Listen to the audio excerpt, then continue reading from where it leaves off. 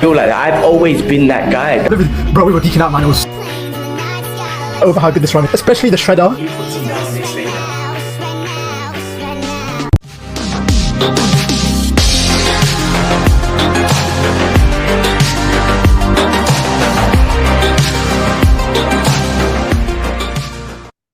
Yo, what's happening, people? Welcome back to the Brothers Geek Out channel, and this is a special Geek Out session with my brother Yusuf, aka YK2K Illustrations. So you can check him out on his social media, his YouTube, all that sort of stuff. Bro, how you doing, man? Long time. Like we haven't spoke. I know you spoke to Kibler before, so you're not new to this channel. You're old. You've been here before. But we haven't spoke. We've spoken a little bit through Instagram or whatnot. How you doing, man? It's good to finally meet you and speak to you in person. Yeah, well, yo, bro, long time no see. Well, technically, it's the first time meeting us in person, face to face. But yeah, bro, I would like to say I'm a veteran of the page. I am a humble fan for you and Kibler. Love you guys. I'm actually wearing. I'm annoyed because the camera didn't get the shirt on. Awesome. So I came prepared. I came costume ready. That's amazing. But yeah, bro, I'm doing well, man. Like a big fan of the channel, of course. So I'm doing well. How are you? Thank you, man. Well, look, thanks for your support as always, and it's great to have you on, man, and geek out. I mean, we're gonna geek out about everything because you're into all the stuff that we're into. But one thing that you're interested in, that I'm interested in, is martial arts, which is where we started kind of talking and whatnot. So we get into it. But I've been good, alhamdulillah, bro. I'm just just getting through the week, just surviving in Dubai. Just you probably heard of the podcast, my usual Dubai stories and whatnot. But yeah, just getting through it, bro. It's all good. Yeah, bro. Like honestly, like it's really cool because I don't know if you guys deeped it, but from my perspective, watching you guys on a weekly basis, it's kind of like keeping up with keeping up with the Ahmeds, if you get me. You're kind of, it's basically like a video journal of like your guys' day-to-day weeks and lives. So it's kind of interesting and entertaining and like humbling seeing you guys like talk about like your lives, as well as like geeking out about pop culture, nerdy stuff, video games, anime, movies, martial arts, of course, and so on. But yeah.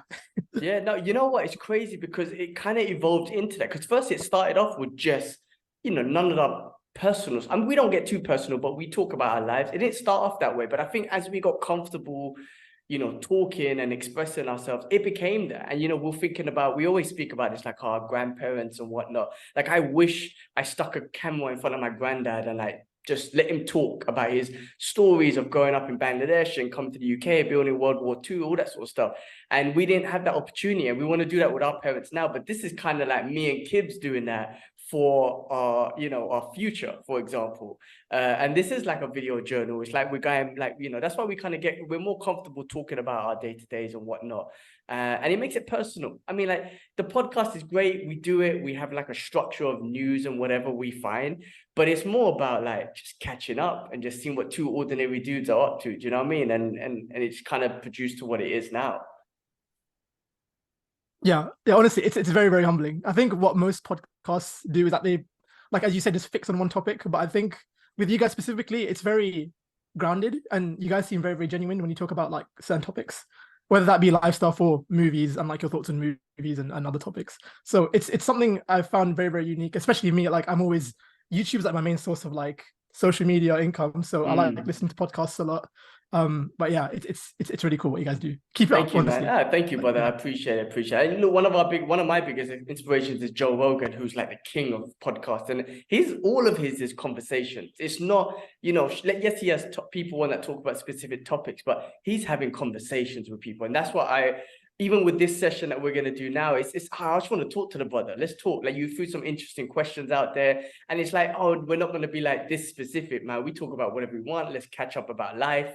And then, yeah, we'll talk about the martial arts. But yourself, though, I mean, you do a lot of great stuff as well. And you put a lot of great content together. You review a lot of old school, you're into a lot of the old school cartoons and animes and stuff like that. One Piece, like it popped up on my Netflix, which I'm not familiar with, but I know you are more familiar with. And just in general, so you, again, shout outs to you. And I know you're a great artist, and you spoke to Kibler about some of the illustration work that you did as well. So it's amazing that you got this humble passion that you've kind of put together and produced your own sort of content. So well done to you, bro. Oh, thanks, bro. Jazakallah, legit. Yeah, like a lot of people tell me I'm like an old man. All my friends tell me because I like the old school stuff, whether that be movies, anime, like when people say what's my favorite like anime movies in general, I say Rocky, Rocky 1, Rocky 2, Akira. What's your favorite manga? Fist of the North Star's up there. Yes, No one talks yes, about yes, that. Like Fist of the North Star was before Dragon Ball Z. So that was like the yes. grandfather of action anime before Dragon Ball Z, even, and Naruto and everything. Star Wars, of course. I love like the 80s stuff's very, very underrated, like for like us Gen Zs and for that generation. I keep telling my friends, watch this stuff first. You appreciate the new stuff right now if you watch the old stuff. Ninja Yes. Turtles, Street Fighter. Like behind me, I have like my SNES, Sega Mega Drive. I've got a bunch of PS1 games. I'm very old school. Nice. Got the modern stuff here behind me, got the PS5 and stuff, but the old school stuff's the best. Um, like what's another favorite? Ninja Turtles. That's like something I always talk about to people. The 90s one in the costumes. I love it so much. But yeah, I want to say let's dive into a bit more of the martial art spectrum a little bit. Yeah, yeah, Um, yeah, for sure. Because I was gonna because since mention we, that when you said Ninja Turtles, I was gonna say like because they were in costume, you had real like humans doing martial arts and whatnot within those costumes, right? I mean, the new yeah, ones are great. I like the Michael Bay ones. It's my opinion. I haven't seen the new one. It finally comes out in Dubai next week, but that's an animation as well. But the old ones had great martial arts in it. You know what I mean? Like, and I yeah, always appreciate it for that. yeah, like they were fully produced by Golden Harvest, the same studio that made like the Bruce Lee films, the Jackie Chan Yes. films. They made that TMNT film, so it was really, really cool. Like the actual, I yeah, didn't bro. know that actually. I didn't know that it No, was yeah, produced by yeah, them. That's sick. Okay, I thought yeah, it was yeah. like pure US made. I didn't realize Golden Harvest had an involvement in that. No, they were like they got the stunt actors for the Ninja Turtles in the costumes. They were all like from Hong Kong, and then they would switch them out when they were doing like the dialogue and acting scenes. Oh, wicked. It's really, really Okay, interesting. Like that's it's really cool.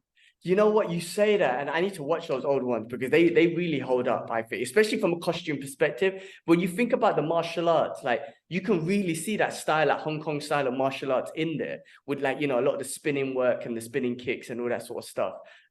Thinking Yeah. about it now, shit, I need to go back and watch those, man. That's freaking awesome. I didn't know that. That's awesome. Oh yeah, bro. Honestly, you're gonna love it. Trust me. I think as you appreciate martial arts more, you'll appreciate the movie more. Yes, yeah, So yeah, you'll yeah. love it so much. Have Favorite you Ninja seen the Turtle? new? Oh, mine, Oh, favorite. Oh man, listen. I would say Raphael, right? Just because I always like the angry guys or whatnot. I've always known to be having a temper, so I was known to be whoever had temper like the Hulk and whatnot. That was always me. So I'm gonna say Raphael. What about you? I think growing up, he used to be Michelangelo just because like he was the cool Yeah, guy with the skateboard and the nunchucks were always like cool to look at.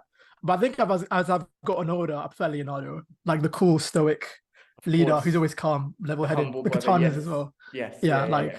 yeah. So That it's that makes a giant sense. transition, a Yeah, giant yeah, yeah, transition yeah. from I mean, Mikey to as we get Leo. older, we get more mature and wiser, and we appreciate those things more, right? In some Yeah. sense. Have you seen the new one, Mutant Mayhem? Yes, I saw the new one. Okay, without no spoilers, because I haven't seen it. I'm seeing it next week finally. What was your thoughts on that? It's a very Gen Z take on the turtles, if you get me. But it's still very, very enjoyable. Okay. Like yeah, all the classic iconography stuff from the turtles are still there. The action is the anime, bro. If you like Spider-Verse, Mm. bro, it's that style of animation, but Oh, like more wicked. rough. Like the creators of that movie are clearly fans of like the original cartoons and comics. It's something you really enjoy. Like yeah, the music as well, full on 90s hip hop. Nice, Um, yes. you're gonna love it a lot. Yeah, All right, yeah, wicked. I'm looking forward to watching it next week. It finally comes out here, and I didn't get a chance to watch it in the UK. I was, so Kibla went to the screening, and he took my nephew. I was supposed to actually go, but the right. night before, I already planned to watch the UFC with a friend, and I was at his house all night watching the UFC, so I couldn't do it. But looking forward to watching it next week, man. Mhm. But with the martial arts, staying on the martial arts, man, like how long you been training for, man? What do you do? Like, what's your martial art background, man? Tell us the background of you from a martial art perspective. I would say okay. How I'll was go you way way first back. exposed to it and whatnot? Yeah. I'll go way, way back. So, let's say, okay, so as a kid, of course, growing up, the TV was my life, right? So I'm on the front of the TV. All I was watching was Ninja Turtles, of course, Power Rangers, superhero stuff. All again, all hand choreographed martial art movies. Jackie Chan, Jet Li. So I want to say that was like the seed that kind of like kickstarted like the love for it. But to be fair, it's only been very, very recently where I actually started training.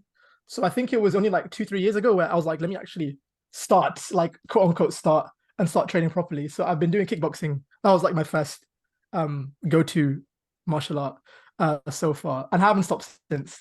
It's a bit of a weird one because in terms of watching, like say UFC, for example, because you guys love talking about the UFC. I am borderline casual when it comes to UFC, but I just love the training regimes and the highlights and like the interviews of it. Um, when I first started kickboxing my first year, I was like, let me actually learn about the history of the UFC. So I don't know if you're Hoist Gracie. Of course, Yeah. yeah. So like whoever says who's my favorite fighter, I always go Hoist Gracie because my first UFC that I actually watched was UFC 1. I went on YouTube, I put up UFC 1, and like it's insane how different the first couple of UFCs are compared to what it is now. Like very like now, of course, it's very professional. Everyone's well trained and everyone's well versed in the world. It's a lot bigger. But back then, I'm not even joking. The way it's like televised, it's like a WWE match. It's like you have a boxer in boxing gear fighting a like BJJ fighter in gi, and you're like, this is something out of anime. You're like, this whoa. 100%. And like, then they were just trying to discover what was. I mean, look, the Gracie family had their agenda to kind of prove that Gracie Jiu-Jitsu was the ultimate martial art. Doesn't matter weight class or none of that sort of stuff. But it was that question, like what martial art is best and whatnot. And it evolved into this whole mixed martial art thing because everyone come to realize like, oh shit, I need to learn the grappling. And then it's like, well, I need to learn striking and grappling. And then, you know, all the other stuff in between. And then it's the athleticism and conditioning and all that sort of stuff as well, which came into it. So it evolved great. It's crazy that you started off with UFC 1. Some people don't watch it because like, you know, people think it's more brutal. This is my opinion, right? People think it was more brutal then. And yes, there was less rules and whatnot. But if you notice, a lot of people threw in the towel a lot more. Like these days, people are not willing to throw in the towel. They're just looking to get fucked up if they're going through like, you know, bad beatings or whatnot. Back then, they were quick to throw in towels. I feel like it was less brutal back then than it was here, than it is now. Yeah, I would agree. Yeah, like, yeah. I think again, it was a time where it's like there was still a big mystery on what would happen in the ring, on the octagon. So I want to say that's why, but it's just so like it's like another world going back to the first couple of years. Bro, even Joe Rogan, my guy, have you seen clips of him? I was like, that's the same guy. I was like, that's him from him with hair is funny, man. Yeah, bro. But it's crazy because like the way he articulates himself and speaks is the same. So like, you can tell like he's very, very knowledgeable in like the art form that he works in. So that was really, really cool. But besides Wade Gracie, I want to say, I don't know, Ken Shamrock as well. That guy was a tank. Surprisingly, I knew him before watching UFC through WWE. Same here. I didn't know he was like, I didn't know he was a UFC fighter. Like he had the gear on. I was like, okay, he's really cool. But like when I was watching UFC, I was like, oh, he's an actual like shoe fighter and like a champion, and like he's very well known in Japan. I was like, oh damn, he's a beast. So, he's actually the world's. I mean, in WWF, he was like the world's dangerous man, right? And he used to like. I remember he used to scream and then get people in the ankle, like some ankle lock, which you can easily get out of, whatnot. But the same, I had no idea he was actually in the Ultimate like Fighter. He's an actual fighter and whatnot. And there's a few people. There's the name slip in my head, but I think he was in UFC 6 or something. A Russian guy who's been in a couple of movies. He was in that movie. I don't know if you remember 15 Minutes with Robert De Niro. It rings a bell. I mean, he was in a few other movies, but anyway, after seeing him, because I bought UFC Fight Pass and I went back and started watching all of them, and I was like, holy shit, I thought this dude was an actor. He's a fucking UFC fighter, MMA fighter. So loads of people in it. And it's just evolved. Like to the modern age now. I mean, I know you probably don't watch it as much, but is there a specific fighter that stands out for you now in the modern age? Okay. I'll say currently. Let's go a couple of years back. I'll say GSP. He was like one of the gateway in. One of the greatest, for sure. Captain America Winter Soldier. I was like, wait, what? That's the guy again. I was like, I was like, oh, okay. But I want to say right now, it's probably like all the Dagestani fighters. To be fair, like again, like I'm Muslim in it, so like they're on it. They're very good, like representatives of like the religion, but like the way they train, the way they carry themselves. Khabib Nurmagomedov, his entire run, I love. Like, but I guess right now I'll probably go Islam. As like my go-to fighter right now. But I think right now, definitely like any of the Dagestani like mainstream fighters I'd pick. It's great to have someone that we can cheer for, because I always used to love Muhammad Ali, but I wasn't alive when I followed when his career was out. But I could imagine how I mean, Khabib done it for me, but just that feeling of having someone that represents, and Muhammad Ali obviously was something huge, and what he represented, what he stood for. I can only imagine as a fan to just be like, I love everything he does, you know, from what he represents, from what he's trying to represent for his people, being Muslim, being a black man, all that sort of stuff. And I feel like Khabib done that as well from a Muslim perspective, because, you know, Muslims, the social media and all that sort of stuff has helped kind of expose Islam in a positive way, but it also, there's the media and all the bullshit that's already ingrained bullshit about Islam to certain people. But I feel like someone like Habib coming on that sort of platform and just kind of representing in a way of discipline and humility and humbleness and whatnot. Yeah, he had that incident, but put that aside. That was beef, that was fight. But he comes across, you know, very humble, and he represents us well. As I feel proud, you know what I mean? Like when he's saying, like, Alhamdulillah, I'm gonna smash your boy. Like, there's something about that. Like, so many people who I know who never watch MMA or whatnot, but they felt that, and they felt like that he's representing well. But yeah, no, that's awesome, man. What's his name? Hamzat Chimaev, who's another one. He's from Chechnya. He's training at my gym currently now. So I'm trying to get the moment to like say, what's up, salam alaikum, brother. But I don't want to disturb him while he's training, man. Okay, I'd love to meet that dude. Oh yeah, that's good. Like, wait, like, how close were you towards him? But like, he literally walked past me, man. We like brushed shoulders. I was trying to get eye contact to be like, salam alaikum, bro. But he was focused that he was already sweating. He was going to another area of the gym. And I'm just not that guy to be like, oh, brother, stop. Like, give me a picture, all that sort of stuff. I'm kind of like let it happen naturally. Yeah, let it happen naturally. I want to rather just communicate with him and just say, salam alaikum, how you doing, brother? Like, you know, something like that. But it's crazy that he is at my gym, and you know they're having the UFC Abu Dhabi, which I tried to get tickets for, and all the brothers are going to be there. But I won't. Yeah, tickets were just crazy expensive, and damn. Immediately. Yeah. How's Dubai life in general? You know what, but no place is perfect. No place is perfect, right? But Dubai has its positives for sure. But there's negatives too, you know. I mean, Dubai is a great place where everyone talks about Dubai being the future and all that sort of stuff, and it is from a visual perspective. But internally, when you're trying to sort out stuff, it's very backwards. You know, it's very backwards. It's very behind. It's still got a lot to grow in regards to the digital world and all that sort of stuff. You know, from a religious perspective, you know, it's helped me a lot. You know, I'm trying to get close to religion. I'm not saying it's been hard, but I'm going through my own journey and whatnot. Being in Dubai has helped. Yes, food is great. It's the first time I've lived in a country where everything is halal. So that's amazing. You can make money here. People always talk about the money, yes, but people don't realize, like, one, things can get expensive, and two, everyone's trying to make money, and people are trying to make money from you too. So there's a lot of money you end up spending, or, you know, kind of getting scammed out of and all that sort of stuff. So, you know, it's a hustler's place. It's not a place where you come and find yourself like fucking Bali or something like that. And excuse my language, bro. You know, I've obviously heard from the podcast, I swear too much. I'm trying to control it. It's calm, bro. But yeah, Dubai is not a place where you would find yourself. You know what I mean? It's a place where you come with a hustler's mentality and you hustle. So I know with that mentality, me and the missus will eventually come back to the UK just to be with family and whatnot. But it's not. You've been there before? I saw one of your videos recently where you posted one of your Dubai trips. Was that just for vacation? Yes. Huh? I've been Dubai 3 times. 2 for vacation. The third time was I have family that live there. I have like cousins and stuff. Okay, nice. Oh, where are they from? Have you heard of Miradan? It's like a place in Dubai. Does that ring a bell? Miradan. I'm not sure, bro. I'm not good with areas anyway. Oh, okay, fair. Yeah. fair. So yeah, I went. I think it was in 2018. 2018 was the last time I went.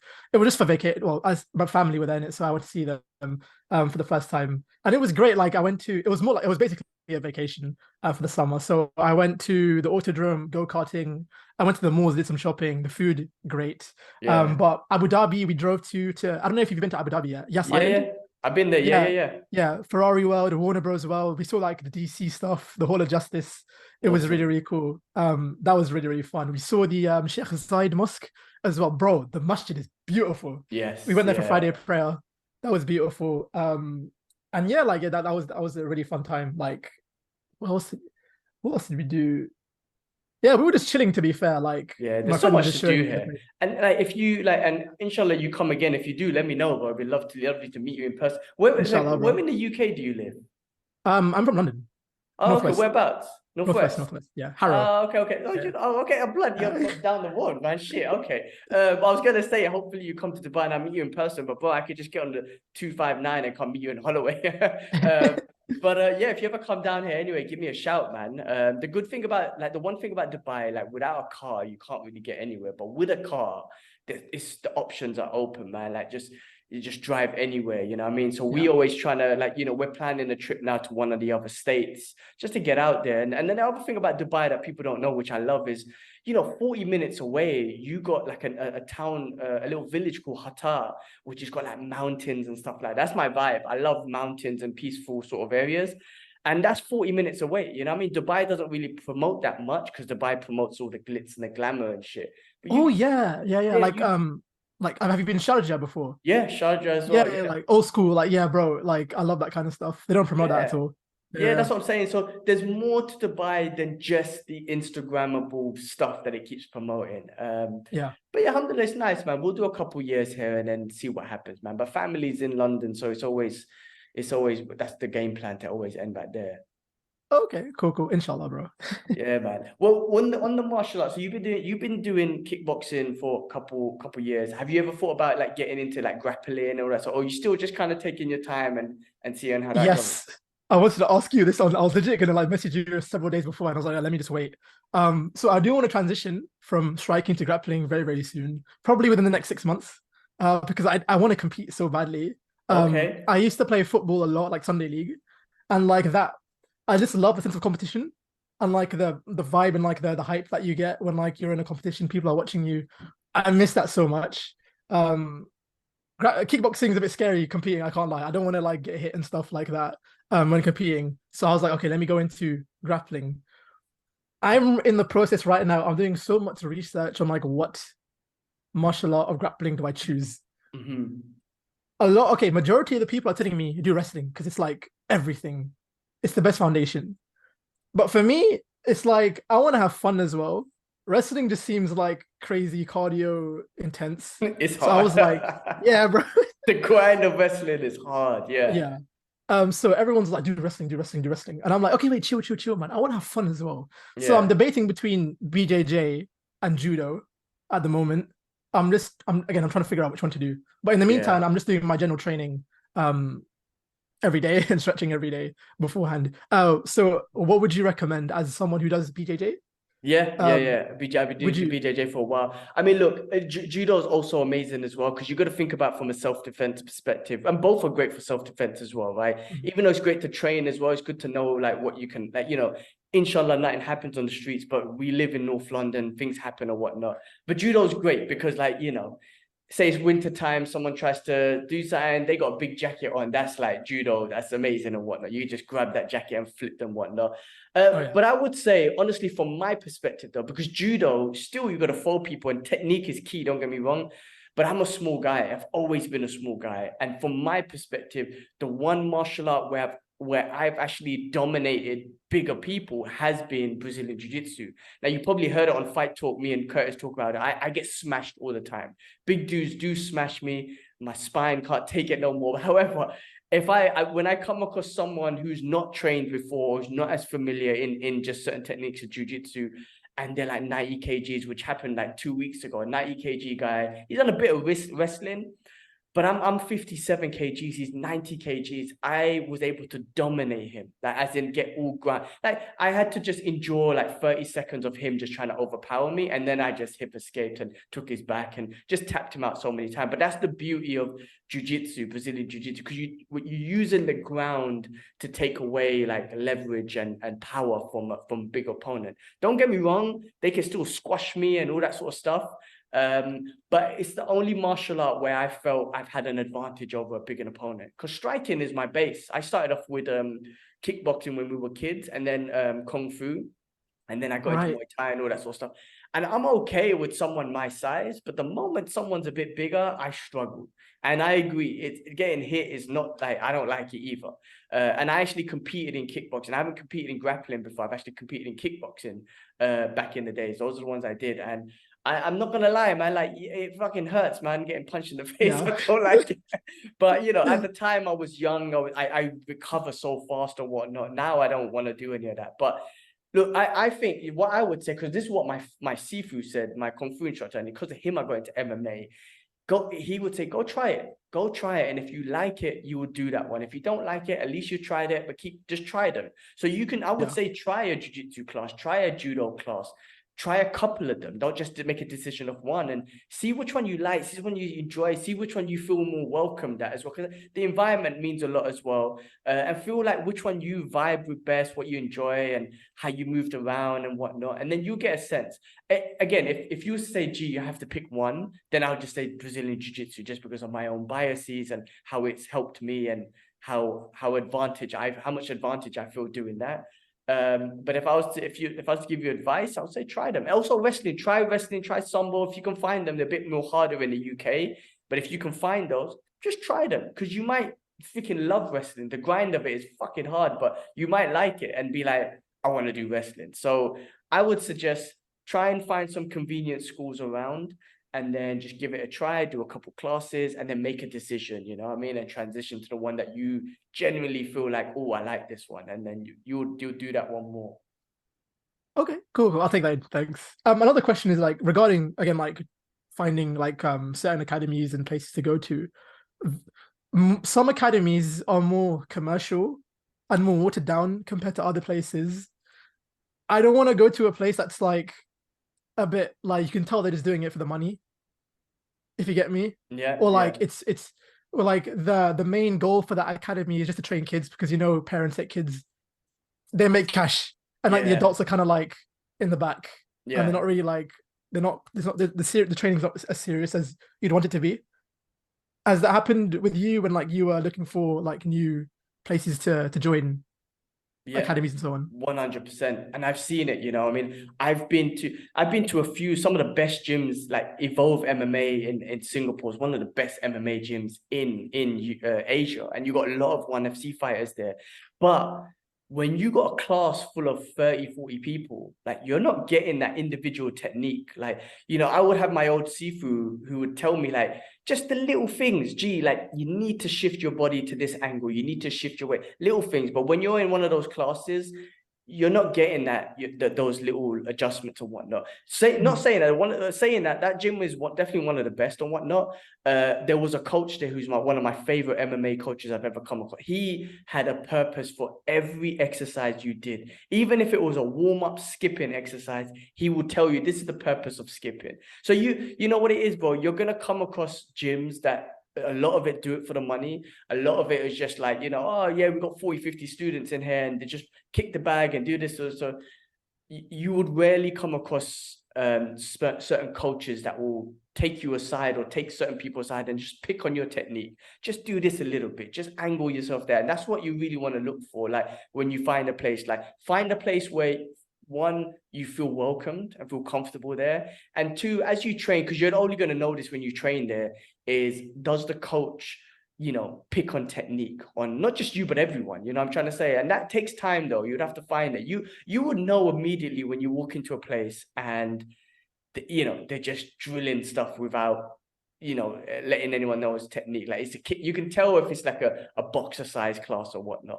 But you know, those MMA, I tell you what though, some of those gyms who are like fighting gyms or whatnot, they will take focus. The disadvantage with those sometimes is, if you're not a fighter, they might not show you interest, and that's where you feel like, oh man, I want a little bit of interest. So there's that element too.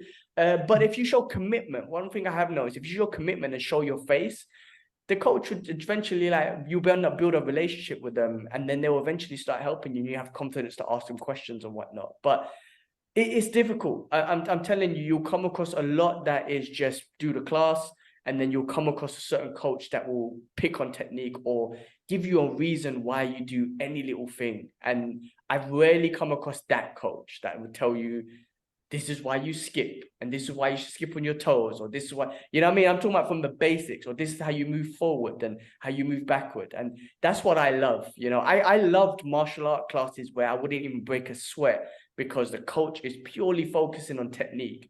And like the coach again in Evolve MMA, Eddie, he would break down the jab.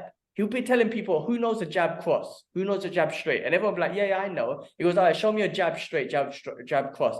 A cross is when you're going across, and a straight is straight. But people don't know that. They're like, oh yeah, that's a straight. It's like, no, that's a cross. This is a straight, because straight funny. Like, even those little details, people might think it's a minor thing, but the fact that he breaks that down, because he goes, this straight can make all the difference depending on the angle of where your opponent is, or the angle you've taken. So you might be in an angle where you need to throw a cross, or you might be into an angle to throw a straight. But just something as simple as that, he would break down. And I used to love that. Like, a lot of people didn't, because they want to bust sweat, they want to hit pads, all that sort of stuff, which is not wrong. But I used to love the fact that he used to just break those minor things down. So again, it comes down to the individual as well. It depends on what you like and what you would appreciate. Okay, interesting. Cool. I'll take that. Just try them out, bro. Try them out. That's the best way. Just best way. But I'm glad you like. Look, I love the fact that you're training and you're looking to get into grappling. Don't stop the kickboxing. I would always recommend do the both. Like, even if you do that once a week or whatever. Of course, you got a life to live and commitment. When I was young and competing, bro, I used to train every day, and I could recover after one night's sleep and all that. So now my body just can't take it anymore, but I'm still trying to push through. So, I would recommend just keep doing it as much as possible, but focus on your recovery, do your stretching and yoga and all that sort of stuff. That will help a lot as you kind of progress in it. Yeah. Stretching is like the thing that I try and focus on a lot more now, especially like this past year. Again, it's that thing where I'm not one to have regrets in life, to be fair. I'm not like that at all. But like, if I were to choose one thing, is that I kind of wish I started training when I was like 10, 7, 8 years old, because it's like I could be doing the splits right now. I could be like Jackie Chan, Bruce Lee, Chuck Norris, and so on. So that doesn't bog me down, but I'm just saying, like, if that was one thing I'm a tad bit like annoyed at when I'm doing my stretches, it's like, oh, I wish I can just go lower. Or like a butterfly stretch. I think I posted that on my story the other time. I'm so close to like touching the ground with my knees. I'm like, if I just did this like 5 years ago, if I started 5 years ago, I could be doing it already. Yeah. So yeah, well, if you think of it this way, in 5 years from now, you'll be happy that you started 5 years ago. You know what I'm saying? Yeah. So we all have those sort of things, but at least you're doing it now. Because the worst thing is of like, oh, I wish I'd done it when I was young, and then you don't do shit. And then That's my biggest fear. That's my biggest fear in life. Exactly, bro. Anything, right? Be it martial arts or anything. Like, if there's something you want to, you gotta do it, because 10 years from now, you're gonna like, oh, I wish I started 10 years ago, because you would have gone so far. You know what I mean? So it's important that you do it. But yeah, just keep doing it, bro. Keep doing it. Listen, man, like, even with myself, man, as I get older, I talk about this a lot. All the exercises I do now is all about longevity and whatnot. I follow a guy called Knees Over Toes in regards to knee health, and he talks about longevity exercises, and he's kind of expanded from like the legs and the knees to the shoulders and the back. And I just do those. I never go to the gym and do bench press and all that stuff anymore. I go and do literally like rotational stuff and seated good mornings and anything that, you spoke about butterfly. I do weighted butterfly. So I get 2 dumbbells and I sit in the butterfly position, put the dumbbells on my knees and allow the weight to push my leg. And then I push up again. So I'm getting like a weighted seated butterfly as well, which also helps with mobility and longevity and stuff. So, I've just moved away from the traditional, bodybuilding style of training, which if I had time, I would actually do it, because, I'm still vain. I'm still a vain guy. I do want to look good and all that sort of stuff, but I'm going to focus on longevity first before all of that stuff. When I was young, cool, young kid, insecure. Of course, I want to look good and bulky and whatnot. So I'll do all of that stuff. But the reality was, I was still always and always will be a skinny kid. And martial arts has helped me be more confident in me just being a small, skinny kid. And I'm confident with it. And I'm fine with it. I like my weight class. And martial arts has helped me to get through, overcome that insecurity and whatnot. Oh yeah, bro. Like I feel like after like training sessions, I feel like my body can just fly and float. At some points. Like I think I was talking to the friend. It was like, I've deeped it. It's like, I don't think I can stop training in my life ever. Like, I can't go like a week without training or doing cardio or stretching. It's come to that point now. So it's just intense. Like, it's crazy when you think about it like that.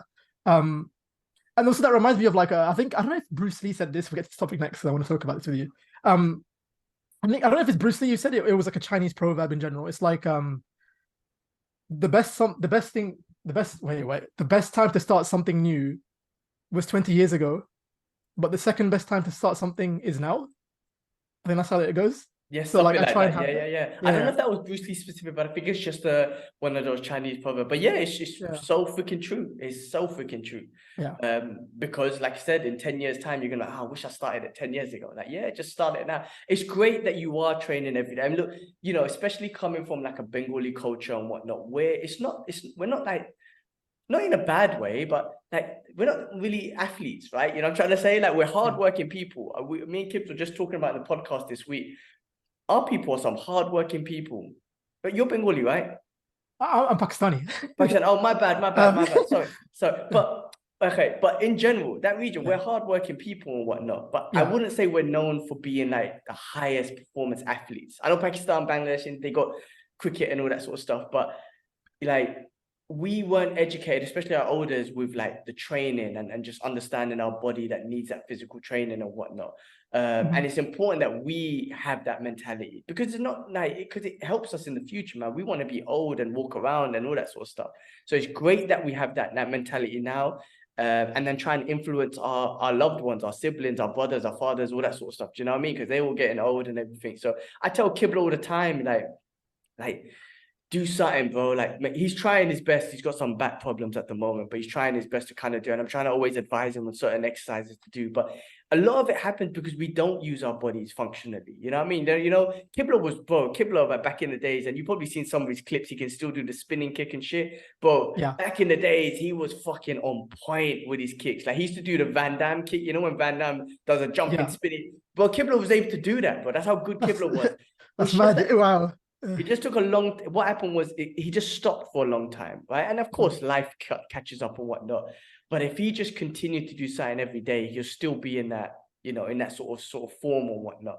Mhm. But that's why it's important for us to like you said, man, like every week I have to do something. You know, it's that discipline. You know what I'm saying? And Yeah, it kind of goes back to what you were saying with like Habib and you know them being Muslim and whatnot. Because being Muslim is a discipline to it as well. yeah, Like Rogan was talking about, this is coming from a non-Muslim perspective. Like Rogan, he was like, there's a reason why them fighters are so good because they're disciplined in their religion. You know, they call to yeah, prayer 5 times a day, and during Ramadan they don't eat, and all this sort of stuff. There's so much discipline in Islam, and if they implement that within their fighting, of course they're gonna be, you know, some of the best in the world. You know what I mean? Like all they're thinking about is religion, family, and training, and it's all discipline and something that we can never. We should always strive to have. You know, is discipline. But yeah. discipline, I think, is one of those things that, in my opinion, that Allah has given to everyone as a form of freedom of choice, right? We all have freedom of choice. I think discipline's a part of that, in my opinion. And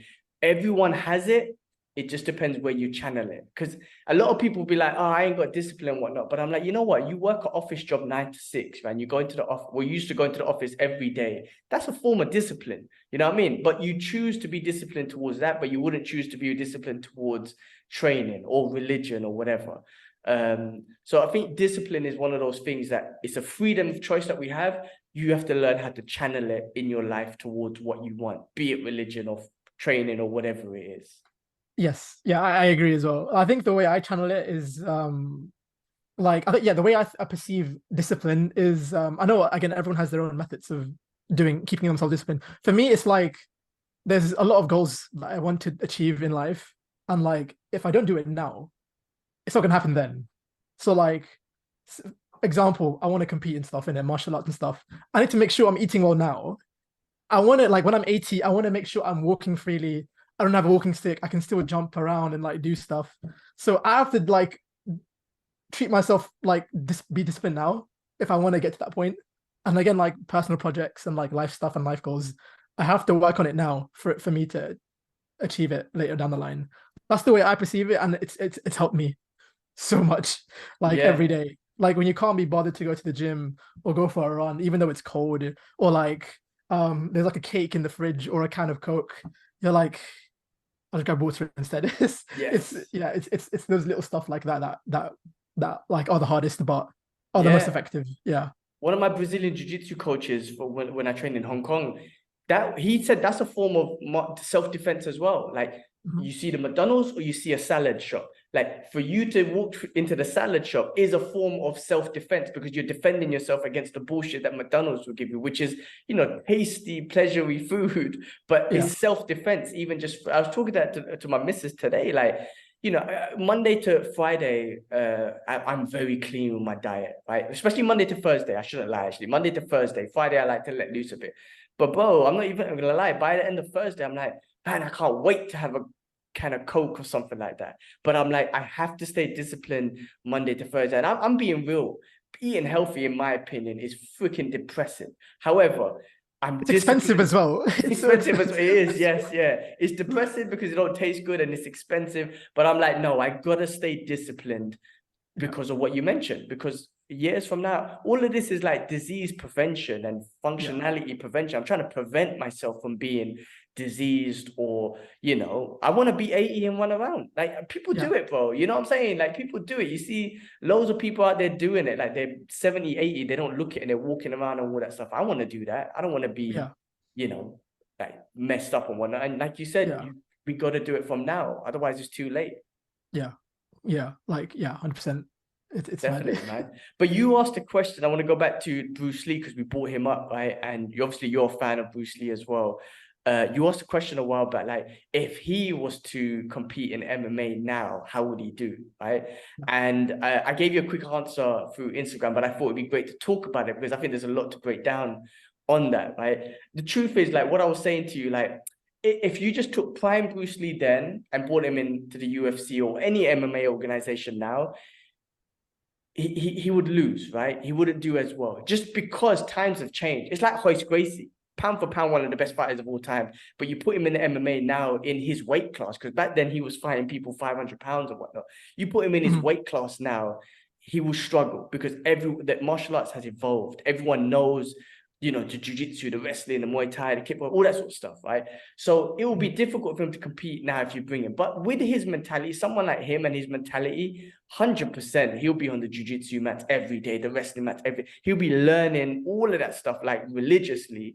And I reckon if he did that and you gave him time, he'll be, I think he'll be like top 15 in the UFC, for example. Like, you know what I mean? Because he's got the mentality to be like, oh shit, I gotta learn this and I gotta learn that, and he'll do it. You know what I mean? But him just bringing him in, everything's a bit outdated. But end of the day, he is like the grandfather, in my opinion, the grandfather of MMA, because he was thinking back then, I need to learn different martial arts. I don't care about cultures and Japanese martial arts and Korean. No, I need to learn all of it. And you know, when he came to the US, he trained with Gene LeBell and done some grappling and all that sort of stuff. So he definitely had the mentality of mixed martial arts before it wasn't even a thing. You know what I mean? So there's a lot to it, but you know, he would do some training, put it that way, and he would definitely do something. But right now, you put him in there, it'll be struggle. It will struggle. It'd be hard to see. It's hard to say because I'm such a fan. I just want to say he would win, but it's not. It's not the reality of the situation. Fair answer. Like, even so, like I think his influence is still very, very strong. His shadow is still looming in like the whole martial arts, MMA, UFC like fight space. Like you always see, like again, GSP. I think I saw an interview with him talking about Bruce Lee. I saw I think a clip of like Anderson Silva saying "Be water, my friend" on camera or whatever. So like I think his influence is still there. Like I do agree that the fact that he was like the unofficial grandfather of MMA, even though it wasn't like a thing back then. But yeah, like his influence was there. To be fair, when you actually deep it, it's like his influence started a lot of things, not just like UFC and MMA, like movies, video games, like Mortal Kombat, Street Fighter, Naruto, like. It's insane. Like I was watching. I don't know if you've read this book. Have you read this book? Be Water, My Friend, by Shannon Lee, his daughter. I haven't. No. Okay. I would recommend it. Down. Yeah, let me write that down now, man. I will get that. This came out surprisingly when I started training for the first time, like 2 years ago. Okay. 2-3 years ago. Yeah. Like his influence is everywhere. Like Fei Long from Street Fighter. That's basically a parody of Bruce Lee. What's I forgot his name from Tekken, man. Lee and Law. Sorry, Martial Law. Law, yes, Martial Law from Tekken. Rock Lee from Naruto. Yeah. You have like who else is there, man? I'm going blank right now, but like his influence is everywhere. Yeah, Mortal I mean, Kombat. Kill Bill, the Yeah, nunchucks and whatnot. yeah, Yeah, I mean, it's yeah, got such an. You're right. Any sort of, be it fighting game or martial art thing, there's always a Bruce Lee type yeah, influence in their character in there. yeah. Yeah, Like Enter the Dragon was a complete like base for Mortal Kombat when that was being made. So like the part like it's so the thing that baffles my mind is that like with Bruce Lee specifically, he died at 32. That's a shocking thing. He died at 32, but like the way people would talk about him is this it's like he lived up to like 100. yeah, The guy was like a stoic that young, and like he was that wise that young. So like I want to meet people, I want to meet more people like that in my life, just yeah, because you don't see people like that anymore. If not, it's very, very, very rare. So yeah, for sure. it's just, it just baffles my mind the fact that he died so young. Like, That's yeah, a true, like, you know, that legacy. You know what I mean? When people talk about legacy, I mean, that's a yeah, legacy forever. Like you said, 32, and what he's doing even to this day, it's crazy, the influence that he has. And also, you know, some people forget this as well, you know, and I was talking when I was in Hong Kong, especially because obviously that's where he was from and whatnot. I used to tell people it's not just the martial arts and the philosophy and the MMA and like he was a hero for immigrants. You know what I mean? When in the yes, US, you hear a lot of like old Cubans and whatnot, they used to dress like Bruce Lee because he was a hero for immigrants, not just Chinese people and whatnot, but going there and, you know, just breaking down doors and barriers through the movie industry or whatever it was. Everyone loved him. Like again, he was one of those characters that individuals that will go down in history that kind of made a difference in the world. I believe brought peoples together, brought cultures together. He believed in, you know, that quote that he has: "Everyone under the sky and the sun, we are all one." I butchered the quote, but you know what I'm saying. The quote. yeah, I yeah, mean, he was. People forget what he did from that perspective. He was a hero for immigrants. So I don't just love him for martial arts. I love him for putting us on the map as well. When I say us, I'm not just Chinese people, me as well. Like, you know what I mean? So there was yeah, that too. And that's a hard thing to do. I think that's harder than martial arts to like really stick up for yourself at that time of the, you know, when of the world and the way it was and yeah, whatnot. So that's a yeah. big thing that he did. Yeah, that's yeah. Like I didn't deep it like that actually. I've never thought of it like that from that perspective. So that really, yeah, that makes probably him even a better character with his legacy and stuff. That also another thing I want to mention in this book with what you just said, him being an immigrant. In the story they mentioned that I'll give you two stories. One was the first story was when he moved back to I think it was San Francisco or California where he opened up his first dojo. Um, a lot of the Chinese residents at that time didn't want him teaching Chinese kung fu to like international people, like foreigners and stuff, and like Mhm. American people. And like there was like a big like fight and feud between like him and like people around him. And like again, it's something straight out of anime where it's like those other martial art gyms challenge him, and whoever loses shuts down. So that's a fun story. Of course, he won at the end. Yep. Another example is when they were filming Enter the Dragon. Um, it wasn't like a clear, easy thing for him. Apparently, he had to fight the studio so much to make the film actually happen. I think he had to. He gave the story. I think in brief, it's like he gave the script to the studio. They were like, "Cool, we're gonna film it." Day one of shooting, he got the script back. He read it, and like all of like the Bruce Lee philosophy teaching stuff was cut out. And like he was like, yeah, no, I'm not filming this with you. So I think he just went home, stayed in his house the entire day until the studio gave in to like his needs. So like if it wasn't for that, we wouldn't have had Enter the Dragon. So like yeah, so it's a crazy Yeah, butterfly effect. exactly. Yeah, I mean, well, what you just mentioned is again just something to appreciate about who he was as a person. I mean, not only is he fighting foreigners, not like fighting, but you know, the fighting that breaking down those barriers. Yeah, His own people are against him because of what he's trying to like integrate everyone as one and teaching martial arts and getting people together and all that. Like, how hard is that, man? Your own people are against you. You're trying to break barriers for your people, and yeah, he stuck to his guns, man, and he did what he did, and I think a lot of people forget that part of him as well. You know what I mean? Like, but yeah, from the martial arts perspective, I mean, like, he as long as martial art exists, his legacy is always going to exist. And that's what true like a perception of like legacy, man. I mean, absolutely amazing. And I've always been proper geek out of Bruce Lee, man. I mean, I always love his martial arts. Even like stuff like the side kick, you know, people are utilizing that.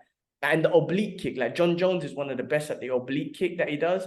I mean, that was one of Bruce Lee's techniques. He does that to Chuck Norris in freaking, I think it was A Way of the Dragon or something. I mean, he's Yeah. doing that now. I mean, it's absolutely amazing that the influence that he does have. He'll be an amazing coach if he was alive now. My God, yeah. Crazy. Yeah, bro. I wish. I suppose those top MMA fighters will be paying him money to be like teach me philosophy and all that sort of stuff. Yeah, legit. Yeah, amazing, man. You asked another question about if there was a martial arts that I haven't done that I would like to do. On that topic, it'll be probably Jeet Kune Do or Wing Chun. I've done a couple of Wing Chun classes, but we're talking about committing to a martial arts and really learning one. It would be between those two. I would want to say Jeet Kune Do just because it's more fluid in the sense of like incorporating different styles and making your own sort of thing. Because Wing Chun, end of the day, is still a rigid martial arts style, which I love, don't get me wrong, but it is still focused on our system and our stances and all this sort of stuff. And I would rather have an open-minded sort of martial arts one, and I feel like Jeet Kune Do is more towards that, in my opinion. So if I was to study something like that, if I had time to be like, you know what, go pick one martial arts, I would do that. Okay, cool. Good answer. Have you ever thought about doing? You said you were in Hong Kong. Oh, yeah. Have you ever thought about doing any of those, like any like the Wing Chun or Jeet Kune Do, or any of those styles? At the moment, no. I think again, I'm still very early on in my, I guess, martial art journey. Eventually, yes, because I want to like learn as much as I can in my life. But I think in terms of like a martial art that I'd want to try, have you heard of Pencak Silat by any chance? Yeah, the Indonesian one. Yes, that's Yes, something yeah, I want to try. That's something I'm like, that looks cool. I want to try that very soon in the future. Again, like Indonesia is like a place that just fascinates me a lot. I would love to go there. I'm teaching myself Indonesian at the moment. Oh, Again, nice. Okay. yeah. Like language learning is another goal that I want to achieve. Yeah, I want to learn as many languages. Bengali as well, bro. Teach me. I can't even speak Bengali myself. Even the little phrases, bro. Honestly. Well, you love Indonesia. I lived in Singapore. When I was in Singapore, I traveled to Indonesia a few times. Bro, it's amazing. It's amazing there. I mean, certain parts. I mean, I went to a place called Jakarta, I think it was. No, so the main capital is Jakarta, but this one was like Jakarta. So there's another area now. I think for short they call it Jogja. So beautiful, bro. Because again, I'm a mountains guy. So you had like these mountains and active volcanoes, which is a bit scary, but and these beautiful temples. But then obviously like it's Islamic country as well. So you have these amazing mosques. And I remember one thing, I was up, like they took me to this temple where you could see this beautiful sunrise, and you got two mountains. One of them is an active volcano. And as the sun is rising, you're in this temple as well, like this, again, these historical, I don't know what to call them, but these temples that all look like pyramids, right? Around the world. You're on one of those as well. And then you just hear the azan in the background. I promise you, it was one of the most amazing experiences of my life. I was mad tired. I got no sleep. I had to wake up at 2 a.m.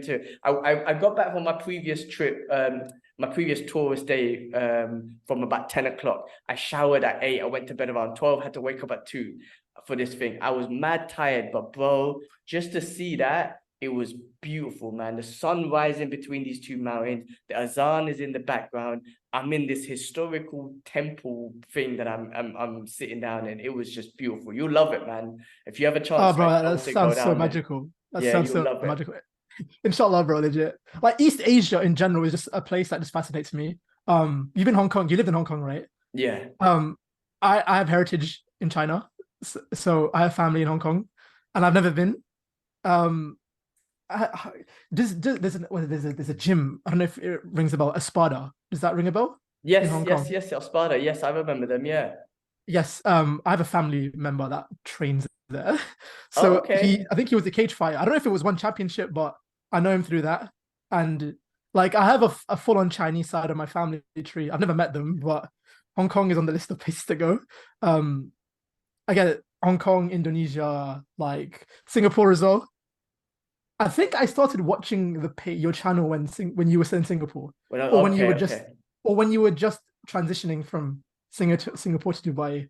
Okay, okay, okay. But from the videos that Kibla showed on his Instagram page, bro, it looks so beautiful, bro. Yeah, Singapore. All That of those yeah. places I love. Would you ever want to move abroad? Like, I mean, would you, if you ever had the opportunity, would you want to move abroad? Yes, yes, yes, yes. Like, and Yeah. that's like on the tick list that I want to do. And would you Um, love to go to Southeast Asia? Is there anywhere specific that you would love to do? Or love to go, um, sorry? Anywhere in Southeast Asia, again, Malaysia, Indonesia, Singapore, Bali, that region, Yeah. like, would be, yes, that's like my dream, I guess, at the moment. I don't like the UK. I'm getting fed up with the UK, to be fair. Like Listen, brother. I get it's home, but I feel like the cons outweigh the pros right now, and like it's killing me. Mainly it's mainly the mentality and the expenses that like Mhm. this I despise Yeah, because I don't blame. Listen, brother, if I yeah. didn't have family there, then I wouldn't come back. Honestly, I only come back Mm, for family. That's how, I mean, that's how obviously how close I am to my family. I come back for them. mm, Otherwise, I wouldn't come back there. But you will love Southeast Asia. I mean, Hong Kong's amazing, beautiful sceneries, beautiful landscape. Obviously, Bruce Lee and all that vibe is there as oh well. yeah. Singapore, another amazing place as well. We're very efficient. One of the most efficient places I've ever lived in. Is it Very clean. true? Is it true that gum is banned? Chewing Yeah, gums are yeah, it's banned. fine. Yeah, Oh, okay, if you try okay. to walk in the airport with gum and they search you, for example, then yeah, they'll tell you to throw it away and whatnot.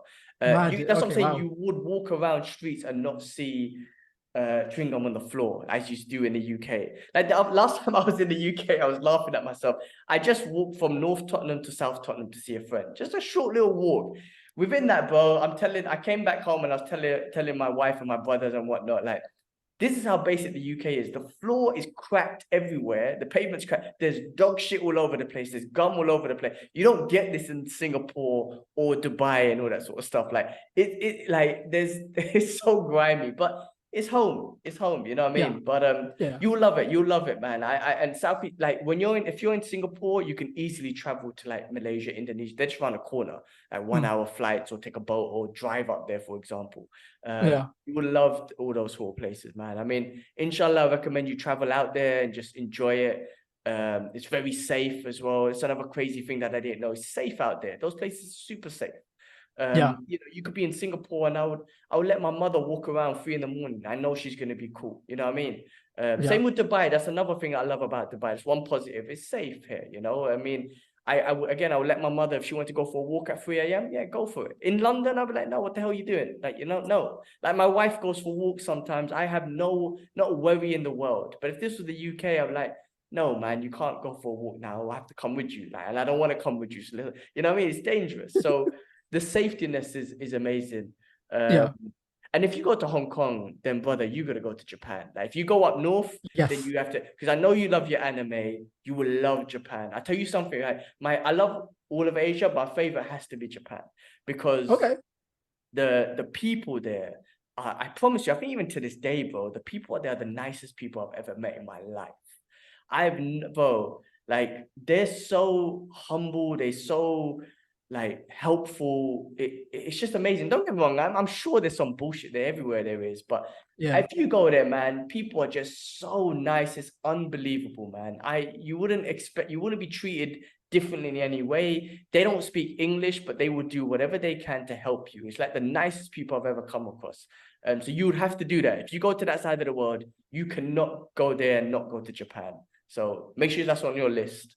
Oh yeah, 100%, 100%. Yeah, like all my entire friend group, Japan's like the number one thing. So yeah, inshallah one day. Like yeah, like I feel like just East Asia as a whole, as a collective, they're very just like more respectable compared to I guess the UK, for example, or like the West. So that's just something I like so much. Especially like I had like a massive like culture shock coming back to the UK. I went to Saudi Arabia for a month, um, during Ramadan as well. So like that was like peak high, like spiritual levels were at its highest. And I met people from everywhere. I met people from France. I met people from Saudi Arabia, the Middle East. I met people from Indonesia. They were so nice. You can just say salam alaikum to anyone. They'll reply back. They'll give you food. They'll give you drinks, dates, tea for free. Bro, the tea was Yeah. so peng. They'll give you gifts like a Quran. And you're like, I don't even know you, and you're giving me this. And Yeah. like everyone was so nice. The day I came back to the UK, first of all, gray. It's gray. Me and my friends are just looking at each other, and we're like, "Nah, man, this is not it." And then like a week in, you're like, "Oh," no, then it really kicks in like a week in. You're like, "Oh my god!" I like you smile, like you just wave at or smile at a person walking by you. They give you the dirtiest look. It's like you're like, I don't want this feeling anymore. So that was like a big culture shock as well. Yeah, Like, yeah, definitely. yeah, I was listening to a podcast recently, and there's a guy called Zubi. I can't remember the podcast name, but there's a guy called Zubi. He's like, he used to be a UK rapper. But anyway, right, he does a lot of this talk. But anyway, he used to live in Saudi Arabia as well. And he was talking about the difference between the West and the Middle East, for example. And it's like in the West, one of the things that we all strive on is like we have freedom of speech. We have freedom of everything, which a little bit is a bit of bullshit, but that's one of the things that we have. But he was like, well, some people, freedom is of speech and whatnot, or freedom in general, might not be their number one priority. Like if you asked a mother, what would you want for their child? One of the main things they might say is safety. Now, you're not really safe in the Western countries, like in the Western world. Like, we live in a certain area where you have to look over your back sometimes. And in the US, people getting shot and all that sort of stuff and whatnot. But if you live in the Middle East, Qatar, Dubai, Saudi Arabia, it is safe here.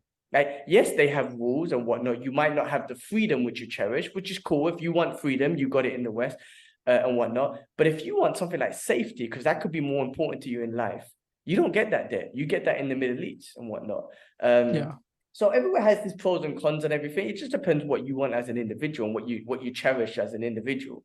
And I definitely will cherish free what do you call it safety, man. If inshallah I have children one day, like I don't want to bring them back to the UK. I probably will just because my family's there, but really I want them to be safe. You know what I mean? I want them to be yeah, like, yeah, go out and play. I don't have to think about someone trying to rob you or kidnap you or something like that. You know what I mean? In the UK, man, yeah. it's a bit of a scary one because these things happen. Not just UK, but in the Western world, in South America, all those sort of places. It can be dangerous, man. Yeah, no, yeah, I agree. Like again, like Alhamdulillah, I'll always be grateful for what I've been given. Like I'm not living in like a war-torn country like Ukraine or what's happening in Palestine and stuff. Alhamdulillah, like again, like I have a roof over my head, I have a food. But it's just one of them things where it's like you want to for your future, right? Like honestly, well, I have the same mindset as you. It's like future kids. I'm not even married yet, but like if I have like a wife I have to take care of, inshallah, it's like I want to make sure like that entire like phase of my life is no problems, no issues, nothing inconvenient for them and for myself. So yeah, like that's already in like my mindset right now. But I think it's just again just working towards it. Yeah, But yeah. again, like I don't want to bash the West too much because there are pros. But again, there's an equal amount of cons to it. So I don't hate, like I don't go raging and hating and complaining about stuff every day. But it's just like it could be better if we were like somewhere else. Yeah, I mean, bro, to be honest, though, just from my experience living around the world, no place is perfect, though. Be it Yeah, Middle East, the West, East Asia, what no place is perfect. You're gonna come across shit that you don't like. There is not one place where everything is just like this utopia. That don't exist. mhm, So that's just facts. It's just as an individual, what do you like? And the reason why the UK it means a lot to me is because it is home. Like, I've always said this, like my granddad fought in World War II. Like, he was invited over to Britain. Like, I have this deep connection with it, with the UK because of all of that. My father built his life there, and got us to where we are now. We born and raised there. So it means so much to me. It's home. Whether mhm, you like your home or not, or have problems with it, that's normal. We're always gonna have problems, but it means a lot to me being British and all that sort of stuff. mhm, But yeah, when you do think about future and whatnot, you're like, well, now I'm older and I'm gonna have kids and stuff. What will be best for them? Like, yes, Britain's home and I love it and whatnot, but what will be best for them? And that's when you start thinking about other sort of things, other places and whatnot. But no place is perfect, though. yeah, yeah, 100% agree. Yeah, yeah, yeah. I hope I didn't come off as like complaining and whiny. No, no, no, As no, no. oh, okay, okay, Yeah, it's all good. Listen, man, we're just expressing ourselves. That's what we do, man. That's what we do on, yeah, you know what I mean? I think that's what's great about these platforms. And even when you do your videos and whatnot, you're giving your thoughts and you're very articulate, by the way. The way you do it is actually amazing. Some of your breakdowns and everything. So you have a very articulate, and obviously I think maybe that comes from your creative perspective. You and Kibble are good at that. Like I was telling Kibble the other day, I'm not articulate articulate in the way of expressing things. The best way I could do it is just by having a conversation. But that's what you do. Like, you know, you're just expressing your thoughts basically. Yeah, no, thanks. I think that I appreciate it. Like the articulation when it comes to me was I've been doing YouTube since I was like 16. I've been talking like what I've been doing now is what I've been doing like way back then. So like me, little 16-year-old self talking about comics. And I think I just gradually, naturally just improved my speaking skills as the years went on. So it's one of them things where I was like, subhanAllah, alhamdulillah, I was so happy when I started back then. So like the things happened. But again, like everyone has their strengths and weaknesses. Like I'm terrible at speaking without a script. I need to have like a note or like a notepad with me just in case. If I don't, I stutter, I go, wait, that I pause. With a script, I'm very like, I'm on it. So yeah. But I can relate to what you say. Yeah. When Is this I think I don't know something you what review learned? you were talking about. I, This was all yeah. Yeah. Is this something that you learned when you Yeah. started? Because when you were 16, right? Because you're young still, right? And you're putting yourself out there on Yeah. YouTube, right? So there's a lot Yeah. to it. I didn't start doing this shit till what, 8, 9 years ago. So I was still an adult. And even as an adult, we're still human. We have our insecurities. At the beginning, man, I was like, Kibbs, I don't know if I want to do this, bro. Like, I don't want people to see me and I'm talking shit and I can't even read. And like, you've heard us, I can't even read names. But so when you were doing it, like, have you always been like a confident speaker, a very extroverted type of person? Like, how did it start off for you? Was there nerves, or how did you overcome all of that? I think for me is like I've always been a shy person, like a shy kid growing up. But it's like if it's about certain topics that I like and that I'm passionate about, I'll like be very, very confident on stage. But now it's come to the point now where I can legit like I still say I'm an introvert, but I'm an extroverted introvert, if you get me. Like I'd rather still be to myself than have a convo with a group of people. But like say if the moment arises where like I have to like talk, then I'll do it. But yeah, like with YouTube, when I first started, it was like first of all, I grew up watching like other review channels. I don't know what's the YouTube. Have you heard of YouTubers like Jeremy Johns and Chris Stuckman and them lot by any chance? I haven't, no, Oh, I have okay. not. So they're like OG like YouTube reviewers, and all they used to do was just put the camera in front of them and talk about movies and video games and comics. So I was like, I'm gonna do that. And that was pretty much it. So it was like, oh, it was so old. It was like Captain America, it was the Civil War comic. It was like Ninja Turtles on the SNES. Very, very like niche topics that a 16-year-old wouldn't talk about on like with his friends. I was like, my friends don't talk about this stuff. I want to talk about it because no one talks about it. So let me just do it. And I think it just became a natural like incline of just like I just got better and better as time went. Do you remember Yeah. your first one? Like before you press record or said it live, did you script it? Would you like, oh shit, this ain't gonna work? Like, did it take a long time, or did you just fuck it? I'm pressing record, I'm going live, let's go. Like, do you remember how the first one went? I actually have the first ever take of me recording myself. To this day, I still have it. I think it was me talking about Captain America. No, it was me talking about the Civil War comic, the Marvel Civil War comic. Because this was just before. Oh, you're lagging. You're good? I can hear you still. The camera's a bit lagging and whatnot, but I can hear your voice still. The voice is still fine. Okay, so this was just before Phase 3 was announced for the MCU. It was just after, or just before. And I was like, oh my God, I've read the comic for this and the movie's happening. No one in the world knows about this. So I'm gonna like be the big man and be like, hey, look, I've read the comic. This is what the movie's gonna be about. So I remember, I think I did like a couple of notes. It was like, hi guys, my name is Yusuf and I'm gonna talk about Civil War. And then yeah, it was very, very like cheesy and cringe. But I think looking back on it, I feel very, very nostalgic. Like looking back on stuff like that, I'm like, oh my God, like I would want to hug like Mile and my 16-year-old son, be like, yo, I'm so proud of you.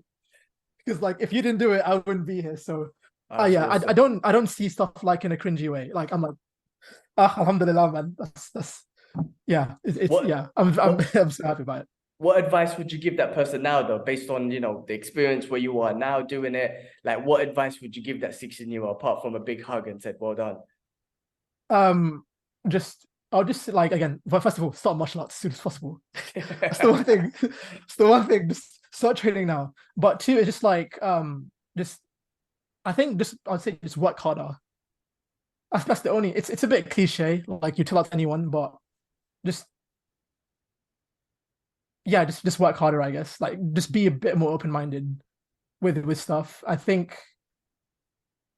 yeah, just be more open-minded, be more adventurous. Um, and fair enough, that was only like a 7 year gap from here to now. But it's one of them things where it's like the sooner you start, the more experienced you are. But I think again, I don't regret stuff, so I'm happy with Mm. where I was back then.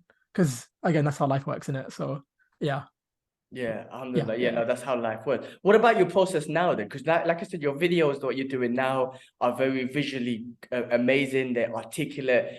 What's your process now? Do you script it? Do you have an idea? Like obviously you talk about what you love, which is turtles and whatnot. Is there something that pops in your head? You're like, oh shit, I want to make a video about this specific thing. And then do you start visualizing how you want it to look and then what you want to say? Or how does that work? Yes. So I guess for an example, you watch a movie, you have the buzz, you're like, okay, I want to talk about this movie, I want to spread the awareness for it. Uh, More people need to watch this movie. Let me start a script. I have a couple of like mental notes that I want to talk about, certain scenes, certain action sequences, my thoughts on the casting, the music, the dialogue, my favorite sequences, and the context behind the film, like behind the scenes, what were the process of like the filmmakers thinking. Then like put that in a script. Um, to this day, I'm still improving my writing and scripting. And then once that's all done, I record it on my software, say everything out loud, until I'm happy with the takes. Then after that, you trim all the ifs, buts, and ums and the stuttering out, so it's a lot more cleaner. And then again, make sure like you're looking good on camera. The camera, like the lighting is good. You come like more expressive. Then after that, add the B-roll footage in. So like if I'm talking about John Wick fighting against Donnie Yen, I'll throw in the B-roll footage of them actually fighting on the screen, and then just edit it well, to the point where like you're happy with it. But in short, it's kind of like being a filmmaker, Mhm. reviewing stuff on YouTube. So yeah, like yeah. But it's come to the point now where like there's so much stuff I want to do. Um, there's so many like balls you have to juggle at the same time. Yeah. So yeah, That's yeah, awesome. Because I yeah. again I think like I compare you and Kibbs because I think you guys just have this creative mind frame. You're good like at art and all that sort of stuff. So when what you're explaining there is like you got this storyboard in your head. I don't have that. I'm not the artist. Right. I don't have that sort of articulation in my head. But Kibla has something similar. Where with me, I told Kibbs like I can't do those reviews. I can't do what you just spoke through. So what's best for me is I just put the camera on and I just talk. And all the ums and ahs are gonna be there, but I'm just gonna express. And I need as much time as possible. Like Kibla, those you guys do this brilliant thing where you could do something in 60 seconds. I done one for not Fast and Furious, what's that movie? The Gran Turismo. It was so shit. It was so bad. I was like, Kibla, delete that, man. I don't want that out there. But anyway, I was like, I'm not doing that no more. So the next movie review I did was for Sound of Freedom, which should be coming out in the UK. If you get a chance, do watch it, bro.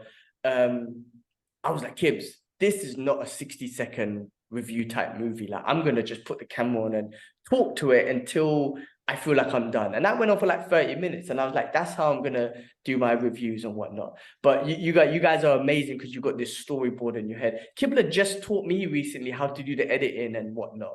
Because he was doing it all himself. And it was just a bit difficult. Obviously, he's got kids and everything. So I was like, Kibbs, you Mhm. got to teach me how to do it. So he teaches me the basics. So I'm just getting into how to edit, put the intro in there, put the outro, put a little transition, upload it onto YouTube and whatnot. So I could do those sort of things, but and some of the trailer reactions he's taught me how to do. But then when you do those mini ones, I'm like, yeah, that's beyond what I could do, man. But we're different, you know what I mean? That's the beauty about these sort of platforms. Like we can just have conversations, and everyone has a different perspectives on how they articulate things and whatnot. Mhm. Yeah. Well, like again, you try, you fail, you keep going in it until like you're comfortable with like the right thing. But yeah, it's really cool. Like I love your guys' reviews and like your discussions on certain topics. I Um, appreciate it, man. Appreciate yeah, it. yeah. Favorite, I want to do a bit of a quick fire on with you. Favorite superhero. I want to say it's the guy behind you. Yes. It's this guy, yeah, the Punisher. When you were talking Okay. about Civil War, the comic, I'll never forget that scene. It's one of my favorite scenes where you remember the scene when the Punisher joins. He tries to he saves Spider-Man. Spider-Man, yes, in the tunnel. And Yeah, then bro. So then he brings him to Cap and the team, and then some villains. I can't remember when but they tried to join Cap's team, and immediately and then he shoots them, bro. Yeah, it's one of my favorite scenes. And then Cap just beats him up, and he's like, "No, I won't fight you, Cap." But because you're the one I wish I could be like. Yes, I'm like, oh, bro, I need to read. I want to read the comic now. Yeah, man. Yeah. So yes, Punisher's my favorite, man. Okay. Who's yours? Okay. Who's yours? The guy next to Punisher behind you. Batman. Yeah. Okay. As like my safe answer. I have a lot of superheroes, but I think in terms of storytelling, Batman's like the one character that I'll always go to for stories, whether that be like Year One, Frank Miller. But I'm not gonna lie, right now I am loving Ninja Turtles. I'm going through a Ninja Turtles phase right now. Yeah. I think I heard you guys talking about The Last Ronin on one of the episodes that you did. Have you read it yet? No, I'm trying to get a copy. So I literally messaged my comic book guy out here, and I said, "Do you have a copy of the Last Ronin thing?" So hopefully he has one, because they're making a prequel apparently. So I want. Okay. So I want to get into that, because Kibler's been talking about it for a while, but I didn't get it. My old comic book shop didn't have it, so I'm asking my new guys if they have it. Okay. Favorite superhero movie? Ooh, okay. Favorite superhero movie. See, I want to say Winter Soldier, because I think that's awesome. I want to say The Dark Knight, because that's like one of my best movies of all time. Like, you forget superhero movies. So I mean, I tell you what, I'm gonna put Dark Knight, because it's like one of my favorite movies of all time. It goes in my top 10 somewhere, because I think it's absolutely amazing. But different movies make me feel different way. Like Endgames, that last scene of Endgame, I could watch that and be like, I'm doing 1,000 press-ups right now. Let's go. Like, do you know what I mean? So certain movies get me hyped and whatnot. But if you're talking about like one of my favorites, if I had to pick one, I'll put The Dark Knight. That was just absolutely amazing. Okay, yeah, solid choice. Yeah. You can't go wrong. Yeah, what about you? I want to go Dark Knight as well, but since you said that already, I want to say, okay, my go-to answer is Spider-Man 2. Doc Ock, that entire train sequence, like, so good. Yeah. Yeah. Like, you know, when he's holding onto the train and he's like, and then like he passes out, then you have that wholesome moment where like the New York citizens are like holding him up. Takes the mask off and he's like, bro, he's just a kid. And the music, so bro, good. yeah, bro. Yeah, no, that was bro. absolutely amazing. Yeah. Yeah. Street Fighter or Mortal Kombat? I'm a Street Fighter guy. Street Fighter. I love Mortal Kombat, but I've never played. I played the old ones, but I'm a Street Fighter guy. I bought Street Fighter 6. I'm playing a little bit. Ash, who's the other brother you probably seen on the podcast, he's more of a gamer or whatnot. He plays the Mortal Kombat more than he does it. Because Mortal Kombat, what I've noticed, they have a great storyline, like, which I love. Yeah. Like, you with these Street Fighter games and whatnot, they just beat 'em up games. You select your character, you go through, and that's it. With Mortal Kombat, what I love, there's a story, and as through the story, you have a fight. I love that concept. I wish Tekken took that concept on, because I would love to play Tekken in that type of storyline concept. Yeah, I agree.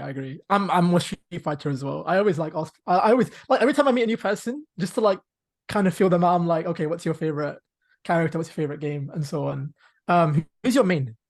If you have a main, like, who's your go-to character? Oh, in Street Fighter? Yeah. It's always Ken and Ryu, but Ken first, because I like his speed more than, because Ryu's more powerful and whatnot, but a little bit slower. I like Ken's speed, so I'm always Ken. Okay, cool. Good choice. Good choice. Not that I'm good though. I'm not good at it. Fucking some of the moves are hard these days, man. Have you played Street Fighter 6? I'm so behind, bro. Video games, I'm so behind on, man. I want to get Street Fighter 6 so badly. But it's one of them things where it's like the commitment. You literally have to put your life into memorizing combos. Yeah. And like the skill bar is so high for Street Fighter, especially like saying you're good, it doesn't mean you're good. That means like you're passable. Saying you're good is like you're all the way here. I'm like below the screen. Yeah. Yeah, it's like that. Same here. I'm practicing my combos, and you're right. Like, it takes a commitment to learn them and then get in the coordination. Like, sometimes the signal between my brain and my fingers, there's a delay and you can't get the combos out. But it's great. Now I'm not. Ash is more of a gamer. I'm playing God of War like right now. That's the game I love. The last game I completed was Ghost of Tsushima. That took me like 4 years to complete. So I completed that in 4 years. God of War, I'm playing that now. That'll probably take me another 3-4 years. I literally play like an hour a week if I have time. But Street Fighter 6 is good. It is good. I just pull it on to just see some combos. And the way the animation is now is so good. Like compared, the 2D stuff is always going to be amazing, but the way you can connect combos, the way the movements are, the way the specials and all that stuff are, the animation is really cool now. Okay, cool. Favorite comic book, like your comic book storyline run. What's a go-to? Yeah, that's a good one. It definitely has to be something with the Punisher, because my comic book collection is mostly the Punisher. Trying to think, it might be the Punisher Max ones. Actually, I don't know if I could put a name, if I could put a run on it, because I love all of them. Like the ones that came out recently. Okay, the newest one, I know people were shitting all over it. I still love it because I'm biased over the Punisher. But there was the ones that came out in 2018 where he wore the War Machine suit. Did you ever see that one? Oh, that sounds so cool. Bro, wow. Punisher in the War Machine suit. Bro, you could just imagine what he would do with that suit, and he done it. He'll punch holes through people and all that sort of stuff. He'll rip off people's arms and just doing Punisher shit. So I would say it's something with the Punisher basically. What would you say is a good? Okay, Punisher for me, I'm a casual, right, when it comes to the Punisher. I only know him through like crossover events when it comes to comics, the Daredevil season 2 Netflix series, the games, Marvel vs. Capcom, and so on. I don't barely know nothing about his story, to be fair. What's a good comic gateway in for him as a new reader? Yeah, that's just, I would say Welcome Back, Frank is a good one. I think that's good. Some of the Punisher Max stories, I think, like I can't remember exact names off the top of my head, but some of the Punisher Max ones are good.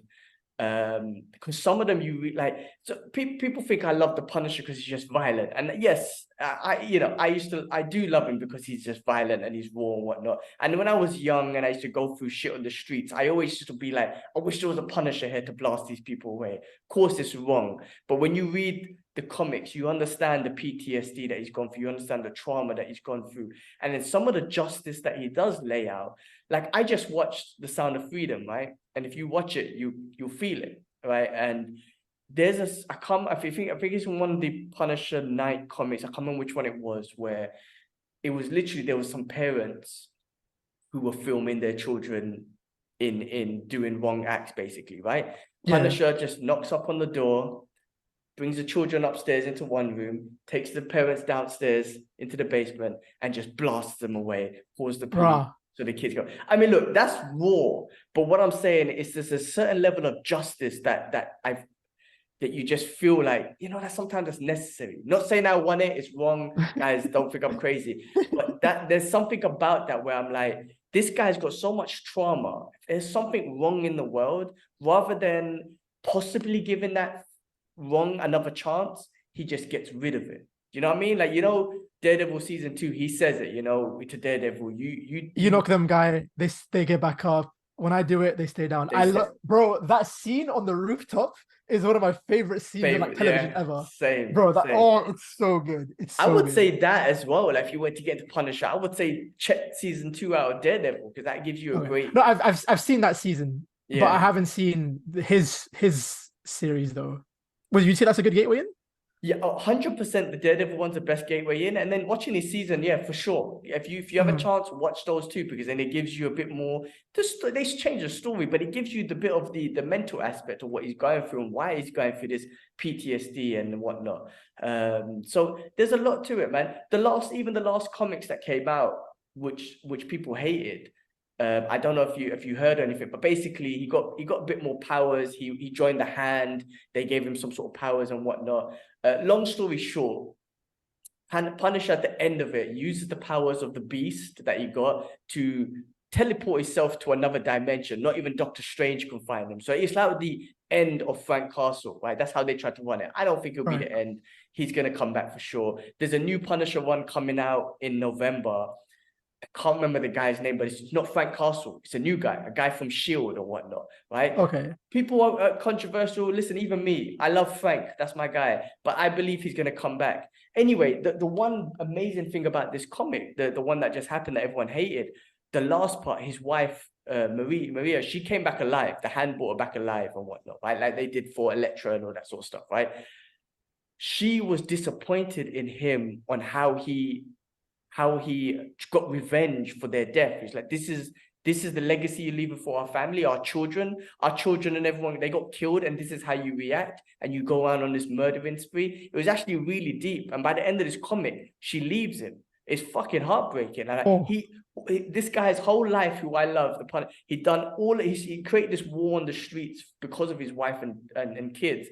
But it was wrong. And she expressed that to him. You were wrong to do that. That's how you honored our family. There's so many other ways you could have honored our family, but you done it in a murderous way. And then she left him. It was freaking heartbreaking. And those are the little things that I love about these stories. And he always has respect for Captain America, which I always love as well. It's like these little things about him. People think he's just a brute murderer, but he's definitely got a lot of honor in him. But there's a PTSD in him, and I can't relate to it because I'm not a war hero or whatnot, or a veteran or whatnot, but it does touch on what people go through and stuff. So yeah, deep connection with the Punisher, man. But yeah, I don't know if that answers your question, but what about you though? What about you? Like if you said Batman's your favorite, what one would you say is an introduction into Batman, and why? Why is there something specific that connects you to Batman, like emotionally or whatnot, that you feel that you can relate to him, or just why you got love for him? Oh, okay, that's a very good question. I think that's a deep question. I think, to be fair, like Batman was never my favorite superhero when I was growing up. It was always like, Spider-Man, Wolverine, Hulk, the Teen Titans, especially like that era of cartoon. Batman was like the Dark Knight movies were like, oh, this is good. Like this is really good. But I think when I got into comics, my gateway comic was Batman: The New 52. Like that era was like my gateway into DC. So the Court of Owls. I did mention this on Kibler's episode as well. But it's the story. Have you read it by any chance? I don't think I have. So the concept is that like the Court of Owls, they were like a myth in Gotham. They were like a children's story to scare kids at night. That they were like an Illuminati. And they would like kill people on the down low, and like they would control the city without anyone knowing. An Illuminati, pretty much. But the concept is that Batman, like he is the guy of Gotham. He's the guardian. Like he knows everyone and everything that's happening around him. So like imagine all these years as he's growing up, the history of Gotham. There's been like a syndicate that's been running the entire city this entire time, and that's been under Batman's nose the entire time. And when he finds out, he's like, "What the hell is going on?" And like you see like him getting beaten to like his limits because he just didn't know about this threat. He gets infiltrated, his family gets infiltrated. It's really, really cool. And that leads to like the the death of the family.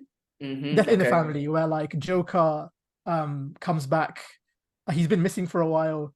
But like his entire face has been cut off. He's been faceless for a while. And he's back. He's crazy. He's killing everyone again. And it's one of them things where it's like, what have I done? I should really kill you, because it's typical Batman and Joker where it's like they push each other. But I wouldn't say it's the best Batman story I've read, but it's the most sentimental just because it started my comic book journey for me. So I'll probably go with that. Awesome. Yeah. Awesome. Yeah. What about, let me throw you one. What about Dragon Ball and Naruto? Oh, I love both so much. I love both. But if I had to pick one, I'd probably go Dragon Ball just because that was the first. Dragon Ball was primary school. Naruto was high school. Got it. Okay. Yeah, okay. yeah. And who was your favorite character in Dragon Ball? Trunks. Trunks, yeah? Okay. Yeah. It's the sword, bro. The sword, bro. Anyone with a sword, I love. Oh, okay. Yeah, I go Trunks. And he had the cool hairstyle. Remember when they were fighting come on, what's his name? Why have I gone blank? The android one. What's his name? Oh, Cell. Cell. Yes. I remember when he came out of the hyperbolic chamber and Trunks just looked hench and he had that wicked hairstyle. But he was sick. Yeah, I remember that. That was awesome. I remember how I got into Dragon Ball. I never watched it, and my friends used to watch it, and I'd be like, nah, that's basic, man. I'm Fist of the North Star guy, blah blah blah.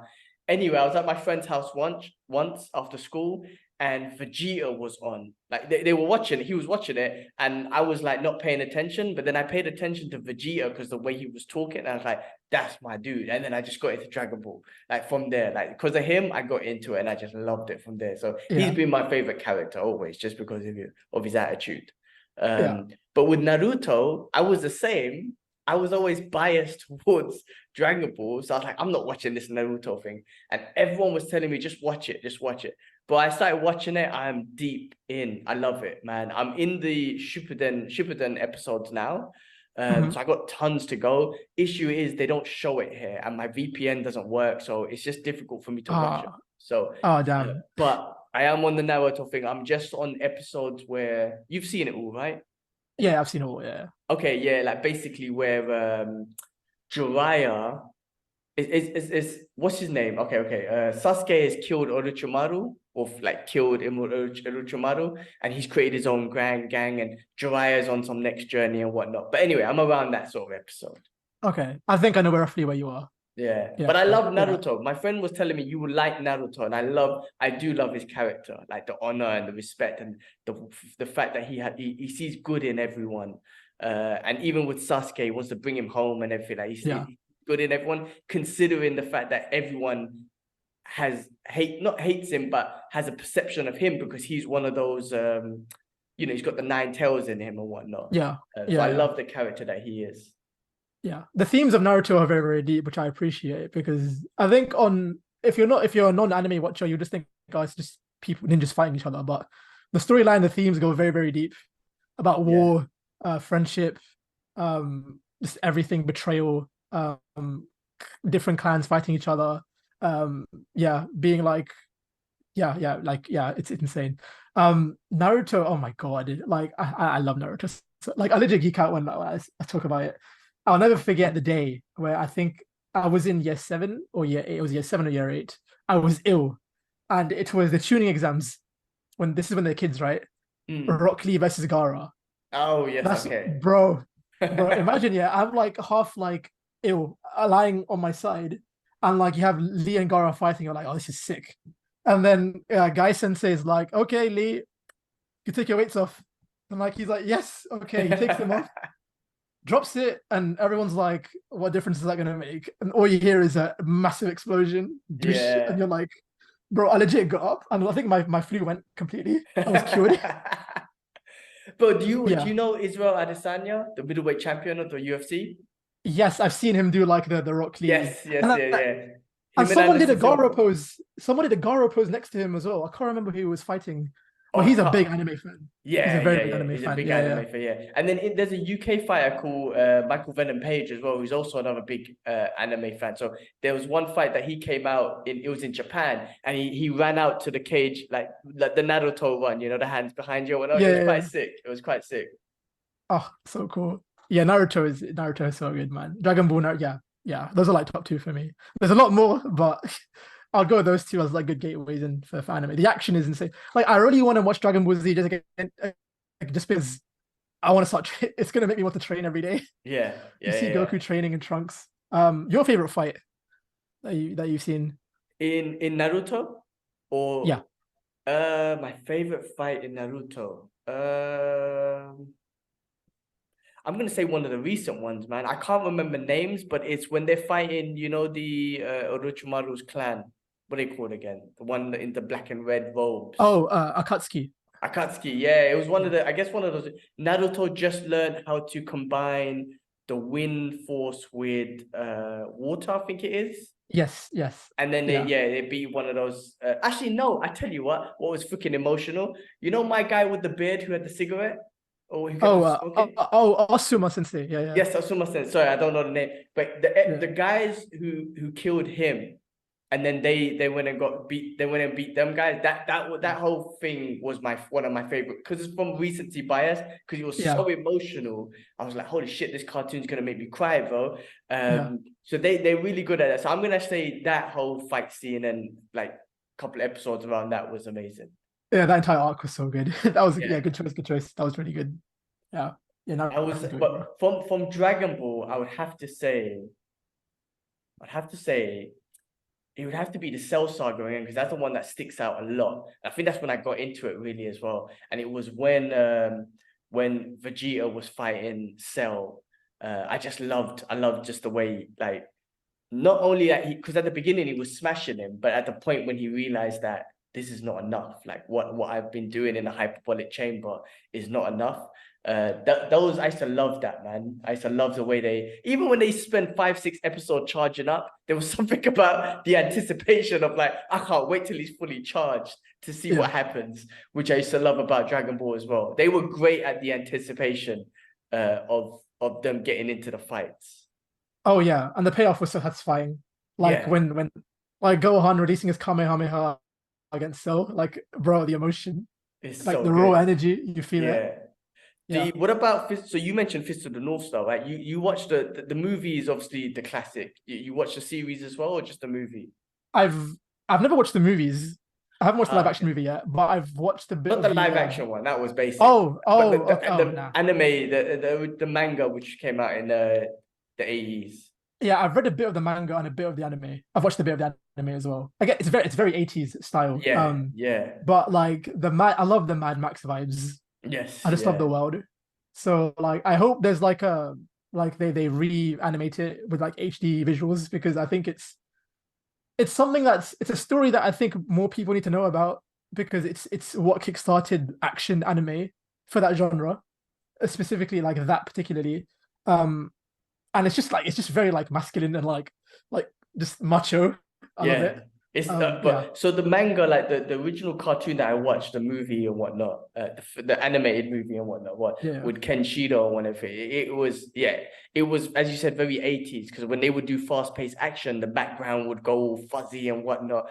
And it was just like, I remember watching it as a kid and be like, wait, why are they bleeding? And why is his head exploding and all this sort of stuff? But as you watch it as an adult, yes, those things are like violent and whatnot, but just the storyline of, the human race, which freaking can happen now, that Mad Max things of just nuclear war and all that sort of stuff, and then power and just finding your love, and even brothers in martial arts just turning against each other because there's opportunity of power, you know what I mean? Like, and that's what people do, like, when if there's an opportunity of power, I mean, I think COVID kind of showed it, like, especially in the US, for example, certain states and governments were like, oh, I'm in charge now of my state. Like, I can make rules. No one can work. No one can do that. And it's almost like that. Like, there's an opportunity of power and everyone just tries to get to it and whatnot. And that's just in the human nature and whatnot. And I used to love that about the Fist of the North Star. That is probably my all-time favorite best anime, Fist of the North Star. Good choice. That's a very good choice. Yeah. Classic. Legit. Cool, man. Well, look, bro, we've been talking I feel like we could talk for hours and hours. I don't want to check the time. I don't want to check the time, how long we've talked. But it's been awesome, man. I'm glad we got a chance to catch up, and I'm sure we'll catch up again more. But thanks for making the time. I apologize that I've messed you around a little bit with time and whatnot. Of course, like I said, I respect, I know how valuable time is. That's why I respect everyone else's time, because it's the one asset that we can never get back, and people devalue it so much. So again, I apologize for messing around with some of the time, but I'm glad we had this conversation. It was great to get to know you better, like talking, and I feel like we've known each other forever, bro. So I appreciate it. Thanks for all the support and everything on the channel and watching everything. I always appreciate that, and keep doing what you're doing, brother. I feel like with the mindset that you got, especially, being a young brother and whatnot, you got so much time to just learn from mistakes that you're going to make and evolve and just get to an amazing place. So just keep doing what you're doing, brother. And let's just stay connected, man. I mean, there's always things that we can always communicate about. So let's just make sure we do that. Yeah, jazakallah, bro, honestly. And again, you don't need to apologize at all, honestly. I know the feeling. I've been in your position before where like, crap, I have to cancel plans because of this and this, because of life stuff. You don't have to, it's all right. I completely relate. But yeah, like, jazakallah again, really appreciate it. Again, I make dua and praise for you guys as well, you and your family, Qibla and his side of the family, because yeah, like again, like I really appreciate the fact that you guys talk about your trials and tribulations on camera.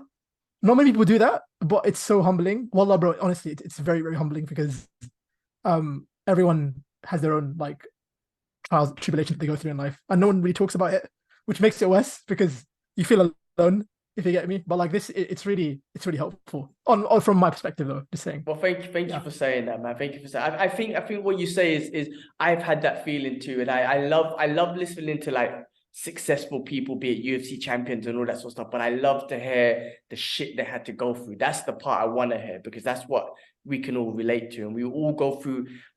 You know, we have this podcast, for example, but nobody knows the shit that you have to go through to make one of your videos. What you explained earlier, I know it sounds fun and everything, but I'm sure there's a lot of stress to it. Like, and something as simple as that, nobody sees that part of it. And I think that's what's like what life's about. Everyone wants to see the where you made it, but nobody wants to hear about how you got there. And I think that's the most important part, because I can inspire so many people. So thank you for saying that anyway. I appreciate you saying that, man. And hopefully, you know, it helps you and whatnot. And then in general, if you ever want to talk, you got me and Kibbs, man. Like always, communication is key, man, because it's always like a form of therapy as well. So, you know, we all go through our shit, man. Let's just make sure we communicate and just keep pushing forward. 100%. Yeah. All right, brother. Thanks a lot, man.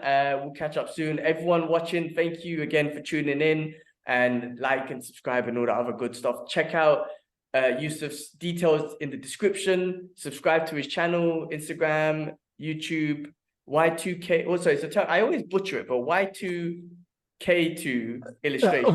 YK2K illustrations. Okay, there you go. It'll be in the description. Check it out, subscribe.